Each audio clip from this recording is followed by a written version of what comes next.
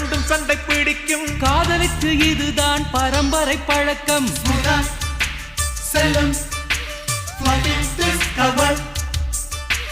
நெஞ்சை அள்ளும் திருடி சென்ற என்னை திருப்பி தருவாளா, தேடி வருவாளா? ஆடை விட பெண்ணுக்கே உணர்ச்சிகள் அதிகம். வருவாளே அவள் வருவாளே. அவளோர பார்வை எந்த உயிரை உறிஞ்சியதை அறிவாளா அறிவாளா?